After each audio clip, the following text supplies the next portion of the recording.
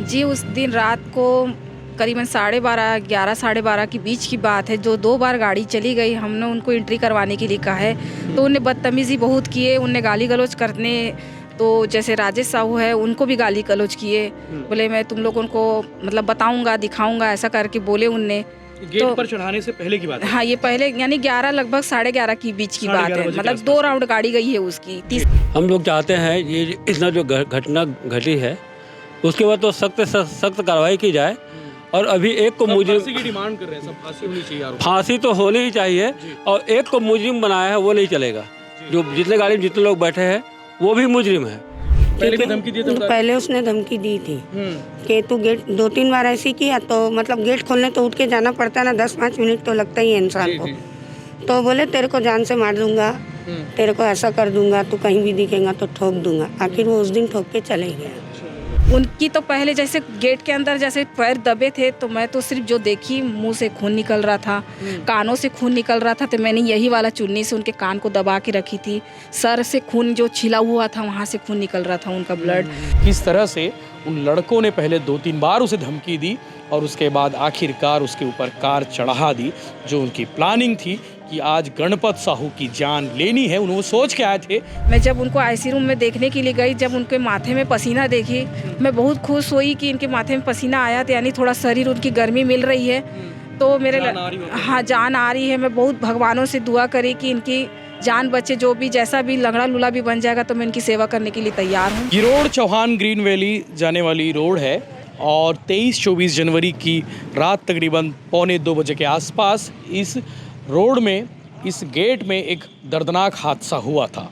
हादसा उसे नहीं कहेंगे, उसे आप मर्डर कहिए, क्योंकि जिन लड़कों ने हत्या की वारदात को अंजाम दिया है, गणपत साहू सिक्योरिटी गार्ड के ऊपर कार चढ़ाई है। आज उनका परिवार हमारे साथ मौजूद है, उनसे बातचीत करेंगे और जानेंगे कि उस रात को घटनाक्रम क्या हुआ था, क्योंकि गणपत साहू के साथ उनकी पत्नी भी उस दिन ड्यूटी में साथ में थी, क्योंकि उनकी पत्नी भी सिक्योरिटी गार्ड है, उनका बेटा भी सिक्योरिटी गार्ड है। और जिन लोगों को आप देख पा रही हैं, साहू समाज, जिला साहू समाज भिलाई के पदाधिकारी हैं, जो लगातार उनकी न्याय के लिए आवाज़ उठा रहे हैं और उस दिन के बाद से लगातार उनके परिवार के संपर्क में हैं। बातचीत करेंगे और जानेंगे उस दिन क्या हुआ था, क्योंकि आधी अधूरी कहानी अब तक सामने आई है। पूरी कहानी जानने की कोशिश करेंगे, उस दिन घटनाक्रम क्या हुआ था।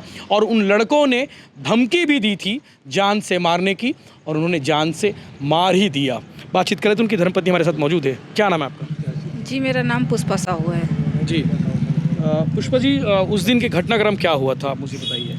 जी, उस दिन रात को करीबन 12:30, 11, 12:30 के बीच की बात है, जो 2 बार गाड़ी चली गई। हमने उनको एंट्री करवाने के लिए कहा है, तो उन्हें बदतमीज़ी बहुत किए, उन्हें गाली-गलौज करने, तो जैसे राजेश साहू है, उनको भी गाली-गलौज किए। बोले मैं तुम लोगों को मतलब बताऊँगा, दिखाऊँगा, ऐसा करके बोले उनने।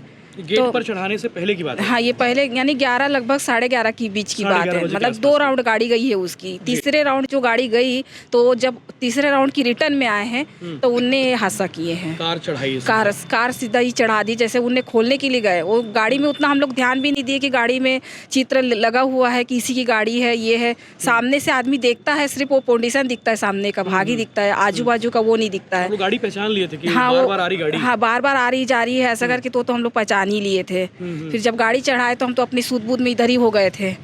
तो गाड़ी को ना जाते कोई पकड़ा ना आया। उसके बाद पुलिस वालों ने भी ये जो उठा के ले गए, उसके बाद में हम जब उधर गए हॉस्पिटल, उसके बाद में पुलिस वहाँ गई थी, घर पे उनके पकड़ पुकड़ किए, जो भी बातचीत हुई होगी।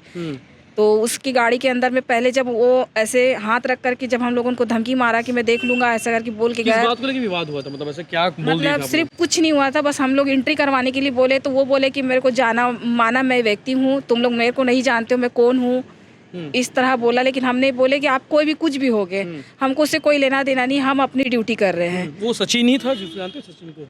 जी हाँ, वो जो सामने जो लड़का भी जो दिख रहा है ना, कार ड्राइव कर रहा हाँ, बस वही, उसी का हाथ सामने ऐसा रखा हुआ था। हमने उसी से मतलब मेरे आदमी से जब बहस में ऐसा बोला कि मैं देख लूंगा रे बे, ऐसा बोला। गणपत साहू के साथ पहले भी बात? हाँ, तो मैं बोली तुम कौन होते हो इस तरह बात करने वाला? वो बात करने का आपका इस तरह ढंग हमको पसंद नहीं है। आपको तो प्यार से बोल रहे एंट्री कराने के लिए, तो आप एंट्री नहीं करा रहे हैं। तो मैंने हमारे यहाँ मिस्टर को बोली दरवाज़ा गेट खोल दो। तो वहीं पे जाने सब दो। हाँ जाने दीजिए, मतलब बात खत्म कर दो, कोई मतलब नहीं है, मान नहीं रहा है और 1-2 बार की बात है ये ऐसा करके।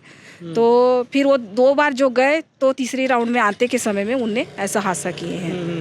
क्या बताता था, मतलब क्या बोलता था कि मैं कौन हूँ, क्या मतलब धमकी में यही बोलता था कि मैं ये हूँ वो हूँ, मेरे को नहीं पहचानते हो क्या। कुछ बताया कि मैं कौन, किसका बेटा नहीं, हूँ? ऐसा किसी का बेटे के बारे में नहीं बताया, ना मैं डोंगरगढ़ से आया हूँ ये भी नहीं बताया। बस बोलता था मैं ये हूँ वो हूँ, बस ऐसी ही वो धमकी मारा जाता था। नेता तक जिक्र करता कि नेता हूँ मैं, अधिकारी नहीं, बेटा ऐसा हूँ, तो ऐसा नहीं बोला है। बस अब क्या है, इससे पहले और कोई लोग बोल के गए, कई लोग गाली गलौज करके गए, तो हम उस बातों पे ध्यान नहीं दिए उसी दिन गाली गलौज भी हुआ। हाँ, मतलब और पहले भी हुआ, होते कई रहता लोगों है। से होते रहता था ना, इसलिए हम इस बातों को ध्यान नहीं देते थे, चलो जाने दो ऐसा करके। जबकि आप लोग ईमानदारी से अपना काम करते हो, जो काम आप लोग को दिया जाता है कि जो भी एंट्री आए, जो भी इस कॉलोनी में प्रवेश करे, उनका नाम नंबर नोट करते हो और कहाँ जा रहे हो ये भी पूछते थे। हाँ, कहाँ जा रहे हो, क्या करने जा रहे हो। अभी इस वक्त मजाक से हमने बहुत, यानी कॉलोनी के जितना लड़का लड़की को है मैंने बहुत हैंडल कर ली थी। जो भी है तो भैया भाभी आंटी दीदी बोल करके मेरे साथ में आके जब आग लगाते थे जलाते थे तो आके लड़कियां बैठ के जाती थी। मतलब एकदम घरों संबंध, हाँ बहुत लोग ऐसे अच्छे थे कि जिनसे मेरी संपर्क बहुत अच्छी हो गई थी। ऐसा था कि उस समय में अगर मैं 200 रुपये 500 रुपये भी मांगती तो बेचारे मेरे को नहीं बोलते थे। ऐसे कुछ लोग भी थे, लेकिन इन बीच में ये भी थे, ये नहीं समझ में आया था मेरे को। ये इंसान नहीं थे, नहीं, ये इंसान नहीं थे, जानवर थे एक तरह से। कॉलोनी के कोई लेडीज जेंट्स जो भी मेरे से हंस के बात करते थे तो उनने मेरे को बहुत माने, बहुत इज्जत मेरी करते गए। मैं जब मेरे को जब भी देखते थे तो रास्ते से हंस की बात करती गई मैं, उन लोग भी मेरे को हंस के।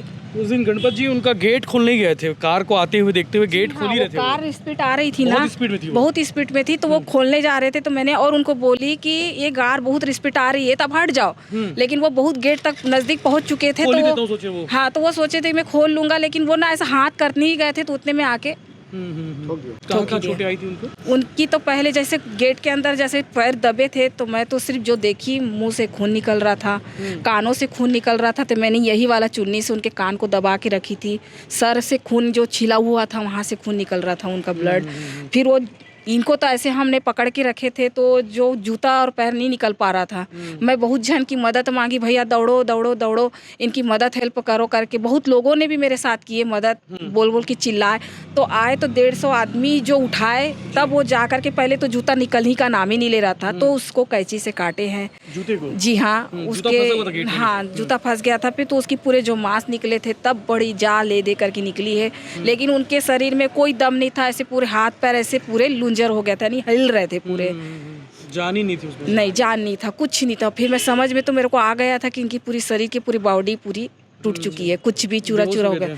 बेहोश में, यानी उनने तो हाँ भी नहीं बोले हैं, न चीट पिट भी नहीं किए। उस दिन से कोई बात ही नहीं हुई? नहीं, मेरे से यानी कुछ बात ही नहीं हुई है। फिर भी 26 जनवरी के पहली रात में मैं जब उनको आईसी रूम में देखने के लिए गई, जब उनके माथे में पसीना देखी, मैं बहुत खुश हुई कि इनके माथे में पसीना आया, तो यानी थोड़ा शरीर उनकी गर्मी मिल रही है। तो मेरे हाँ जान आ रही है। मैं बहुत भगवानों से दुआ करी कि इनकी जान बचे, जो भी जैसा भी लंगड़ा लूला भी बन जाएगा तो मैं इनकी सेवा करने के लिए तैयार हूँ। मेरे घर में मेरे नज़र के सामने तो बैठे रहेंगे, ये सोच करके मैंने बहुत खुशी खुशी में आई। तो मेरा लड़का, मेरी भाभी, मेरे परिवार जो आए थे मुझे खाना खिलाए, और मैं खा के जो सोई हूँ। तो एक घटना हुई है 12:30 बजे के बीच में, 26 जनवरी जो दिन लग गया था, तो उनकी मतलब मौत हो चुकी थी। लेकिन मेरे को डॉक्टर लोग ने भी, जो गार्ड लोग वहीं के शंकराचार्य के ने मना कर दिए थे कि इनको मत उठाओ, मत बताओ। लेकिन जब ये मेरा बेटा, मेरे बहन अभी शादी हुई थी, वो लगभग यहाँ घर में रूम में आके सोए थे, तो इनने जा कर के उनको उठाए चौहान जी ने और उनको बुलाए। और हॉस्पिटल में मैं, ये लड़का आया, रोया। मैं क्यों रो रहा है तो ये लोग मेरे को बता ही नहीं रहे थे, लेकिन मैं समझ गई भी बहुत बड़ी बात हो गई है। तो फिर इनने बोले अब आखिरी बॉडी है, इनको देखने दो करके फिर मेरे को ले गए। तो मैं तो चलती हुई मेरा हाथ पैर पूरे टूट गए थे, मेरी जाने की हिम्मत ही नहीं हो रही थी, लेकिन फिर भी बहुत मुश्किल से गई उनके पास। बस मेरी नज़र वही है देखने का उनका आईसी ये रूम जो में। सचिन है, ये पहले भी 3-4 दिन पहले और भी हाँ जी, वो यानी अभी ऐसा है जी, वो लड़के लोगों का ताना जाना रोजाना लगा रहता है। वो यहीं रहता था कि वो अपने यहीं दोस्त के रहता यहाँ रहता था? नहीं, वो यहीं रहता था। हर समय हर वक्त वो गाड़ी की जो शेर का जो छाप लगा हुआ है, मैं उसको गाड़ी को पहचानती थी। लेकिन जब गाड़ी सामने से आ रही थी तब मैं नहीं जानी थी कि गाड़ी वही है, वही लोग हैं। वही लोग हैं, ये नहीं जानी हर थी। बार जब भी आता तब भी धमकी चमकी देके जाता जी था। हाँ, विवाद कि करता ही आप था। क्या कर लोगे, हम लोग से बोले बे क्या कर लोगे तुम लोग, हम लोग एंट्री नहीं कराएंगे तो हम लोग रईस ज़्यादा हैं, तो फलाना ठिकाना जो भी जैसा मुंह में आता था तो वो 4 दिन पहले ही गाली बोल गलौज भी के, करता था। हाँ जी, वो माँ बहन की गाली लेता था वो। अभी इस घटना के बाद कोई नेता अधिकारी किसी का फ़ोन आया, कोई मदद के लिए बात की? अक्सर ऐसे मामले में बड़े बड़े लोग आते हैं सामने कि हम मदद करेंगे, वो करेंगे। अभी तक तो मुझे ऐसी किसी से बातचीत नहीं हुई है, बस अभी आप लोग से बात हुई है बस अभी तक।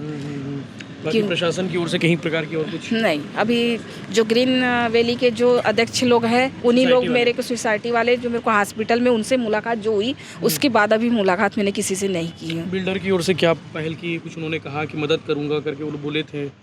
सोसाइटी वालों से बात हुई? अभी सोसाइटी वालों से बात इस बारे में तो नहीं हुई है मेरे से। उन्होंने कहा है कि आप लोग को आजीवन हमेशा नौकरी दी जाएगी, आप लोग को घर से निकाला नहीं जाएगा, हमेशा रहोगे। जी, मुझसे ये वाली बात अभी नहीं हुई है। और ये बात मैंने मतलब सुनी हूँ कि ये बात हो रही थी मुक्तिधाम में, तो बस इन्हीं परिवार में जो सदस्य खड़े थे वो बताए हैं।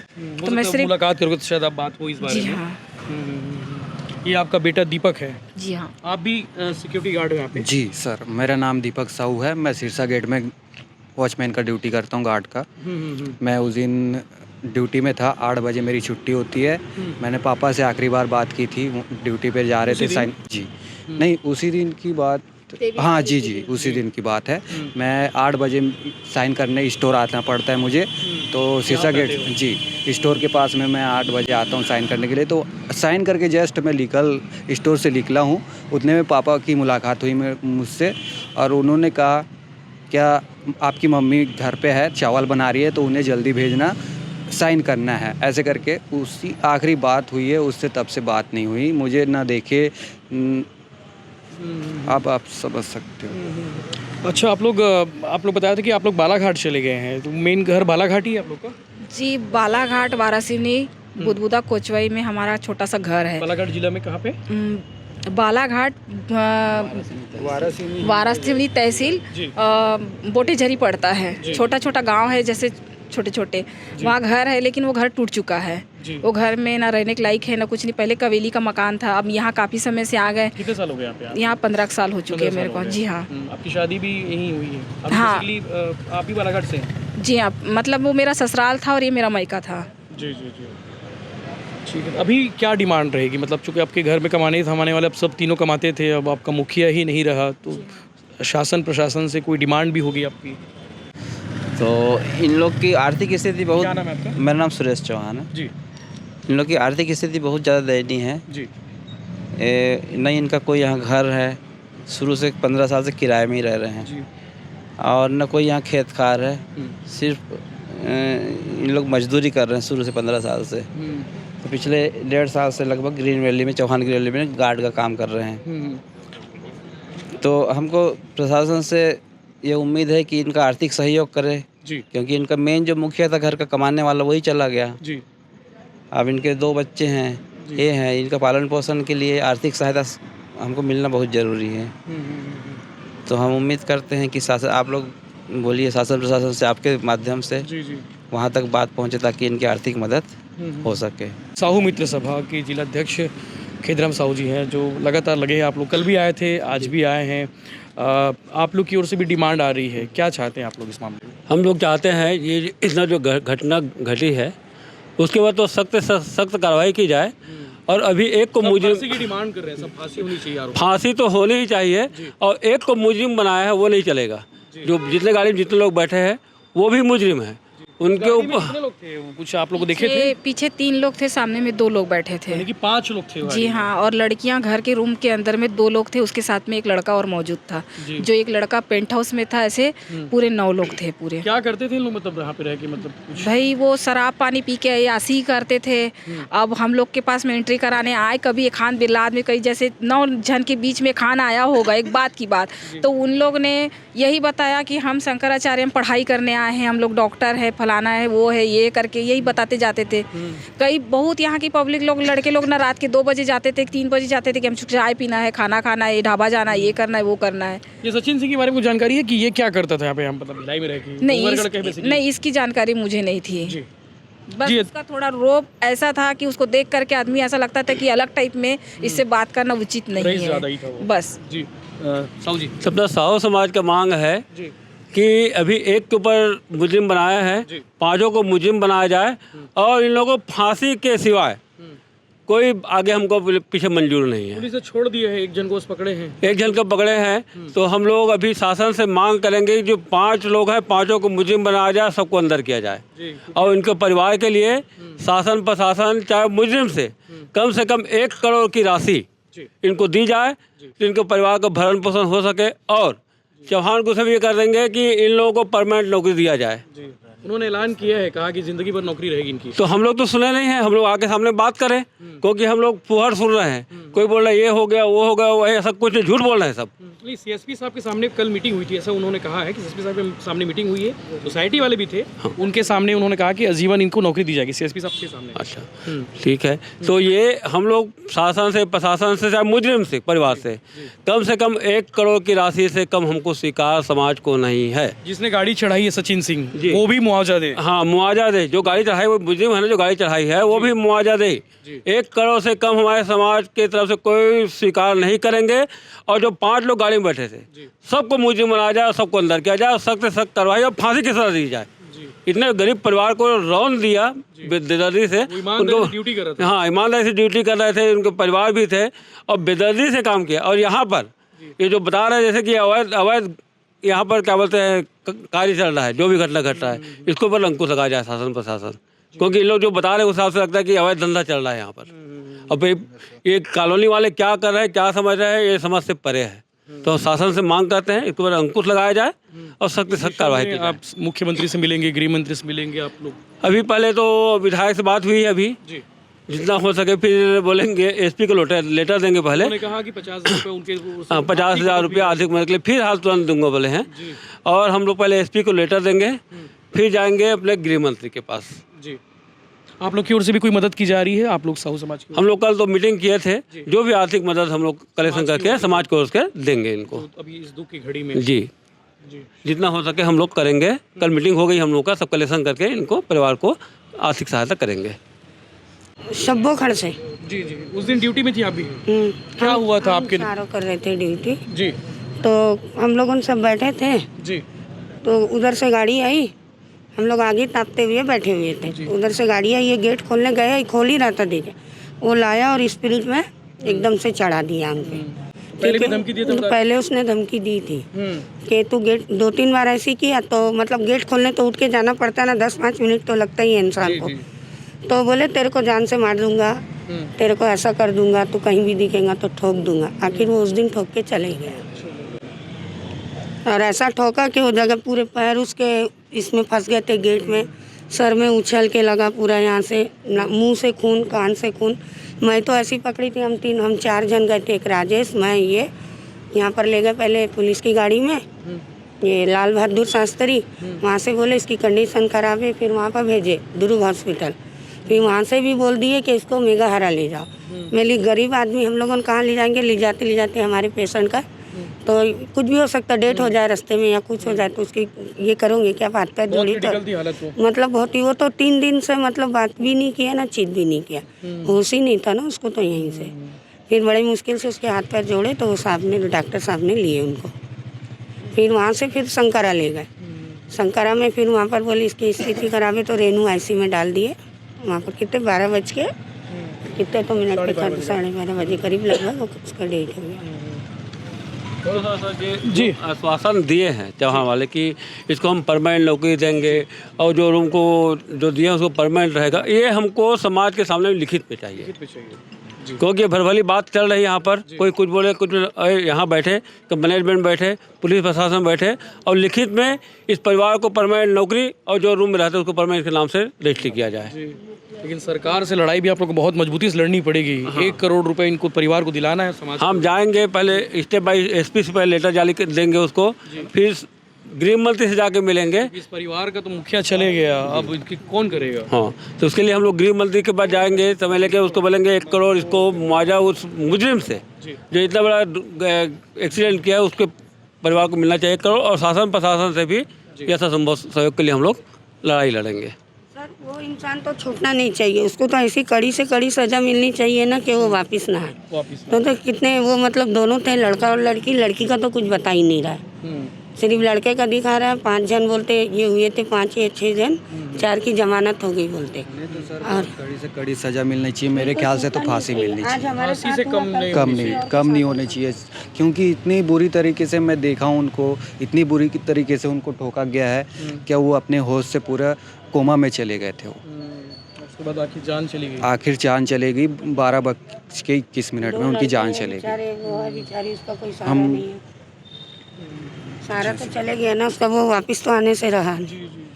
हाँ, उसको बिल्कुल ऐसे ही, मतलब कि कितने भी सोर्स लगा ले, बोले हम पैसे वाली पार्टी है, वहाँ पर हॉस्पिटल में आके बोले हम ऐसा करेंगे वैसा करेंगे, कुछ नहीं किए, 1 रुपया तो दिए नहीं है, सिर्फ बोल के चले गए, है ना, हम ऐसा कर देंगे वैसा कर देंगे। नानगांव बोले लेके चलो हमारे इस पे, हम वहाँ इसका इलाज करेंगे।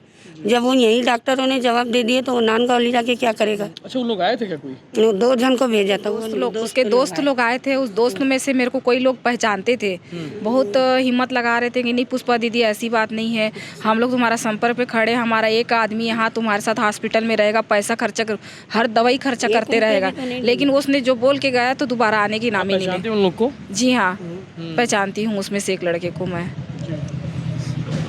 ऐसी स्थिति यहाँ जो सिक्योरिटी गार्ड हैं, इनके सुरक्षा के लिए जो भी कंपनी है, उनके सुपरवाइजर इनसे आके मिले हैं कि नहीं मिले हैं, और इन लोगों के साथ जो ESI जो फैसिलिटी है और इनका जो एरियास वगैरह कुछ मिलता है, उसकी सुविधा इन लोगों को है कि नहीं।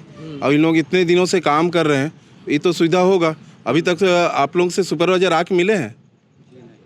अभी तो मेरे जानकारी में एक मतलब कंपनी होती है जिसके अंडर इन लोग सिक्योरिटी गार्ड का काम देते हैं, तो उनसे गवर्नमेंट से भी इनको ना कुछ पैसा मिलता है ना। तो इनका जो सुपरवाइजर है, या तो वो पैसा खा जा रहा होगा, है ना, इसका भी संज्ञान लिया जाए, क्योंकि गवर्नमेंट से खुद ये अनुबंध है कि जो भी काम करते हैं उनको अलग से पैसा मिलता है अगर ऐसे कुछ घटना घटता है। और ये बेचारे गरीब हैं, है ना, इन लोगों को मालूम भी नहीं है, अगर कुछ बोलेंगे तो इनको हटा दिया जाएगा। तो ये भी मतलब ना, हम सब साथ में हैं, आप लोग हैं, सब लोग हैं, एक भी इनकी पर आँच आने नहीं देंगे। हाँ, और जो जिनके नाम से रूम अलॉट है वो कौन है, और उनके द्वारा बाकी जो अपराधी हैं उनका तो ना यहाँ, वो तो यहाँ आ रहे हैं तो किसके बुलाने पे आ रहे हैं, इस सब की जानकारी होना चाहिए। आप जानते हैं क्या वो सचिन किसके रूम में रहता था, क्या एड्रेस है उसका? जी अभी तो मुझे वो पता नहीं था। आपको मालूम है? जी सर, वो D2 में रहता है, D2 में 6th फ्लोर में, 6th फ्लोर में पहला मकान है। जैसे लिफ्ट से ऐसे हम लोग लिफ्ट खोलेंगे जी जी तो राइट हाथ पे उसका मकान है जी। उसी का अलॉटेड है कि किसी के किराए में रहता अब शायद उतना नहीं जानता सर, वो उसी में था जब मैं नाइट में देखने गया था, D2 में 6th फ्लोर में राइट वाले मकान में, उसी में था। जी। तो 23-24 जनवरी की रात को गणपत साहू के साथ क्या हुआ था, पूरी कहानी आपने सुनी। किस तरह से उन लड़कों ने पहले 2-3 बार उसे धमकी दी और उसके बाद आखिरकार उसके ऊपर कार चढ़ा दी। जो उनकी प्लानिंग थी कि आज गणपत साहू की जान लेनी है, उन्होंने सोच के आए थे, क्योंकि 11 बजे से लेकर लगातार 2 से 3 बार गणपत के साथ में विवाद हुआ था, गणपत की पत्नी पुष्पा के साथ विवाद हुआ था, और उसके बाद 1:45 बजे के आसपास उसने गेट पर कार चढ़ाई और गणपत को रौंदते हुए वो भाग निकला, और उसके बाद वो अपने रूम में जाकर छिप गया। और जब पुलिस की टीम आई थी तो पुलिस की टीम के साथ वो आरोपी सचिन खुद भी ढूंढने लगा था कि क्या हो गया, जैसे उसे कुछ मालूम ही ना हो, ताकि नाटकीय घटनाक्रम के माध्यम से वो छूट जाए। हालांकि सुबह पुलिस ने 5 में से 4 लड़कों को छोड़ दिया था, और साहू समाज की भी डिमांड है कि उन 4-5 लड़कों के खिलाफ में भी कार्रवाई होनी चाहिए और हत्या का मामला दर्ज होना चाहिए। हत्या का मामला पुलिस ने कहा है कि हमने दर्ज कर दिया है। इसके अलावा साहू समाज की डिमांड है कि पीड़ित परिवार को, साहू समाज के जो परिवार है, उन्हें 1 करोड़ रुपए जो मुआवजा की राशि है वो देनी चाहिए। सरकार या तो दे, या तो सचिन के परिवार से वसूल कर दे। इसके अलावा सचिन के खिलाफ जो कार्रवाई होनी चाहिए वो सख्त से सख्त कार्रवाई होनी चाहिए, फांसी से कम सज़ा नहीं होनी चाहिए।